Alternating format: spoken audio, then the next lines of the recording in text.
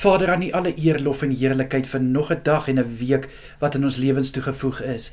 Dankie, liewe Here, dat U saam met elkeen van ons was hierdie naweek. Dankie, Here, vir dit waarmee U ons geseën het hierdie naweek. En dankie vir alles wat ons kon doen. Of ons nou gewerk het, of ons kon rus, sê ek vir U so dankie.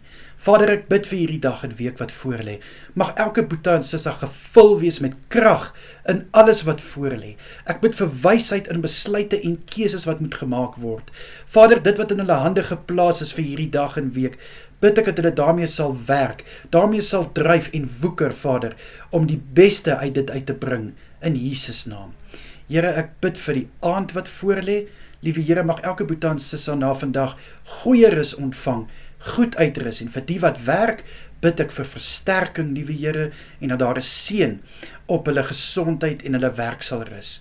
Vader, vir elke een wat verjaar, bid ek dat hulle 'n geseënde dag sal hê, en dat die nuwe lewensjaar vol goedheid en guns sal wees, en ek bid dieselfde vir elke huweliksherdenking. Vader, mag hulle van krag tot krag saam in 'n eenheid gaan, en mag U altyd die fondasie wees waarop hulle huwelik gebou is.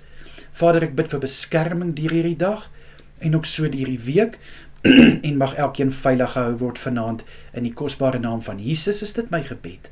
Amen en amen.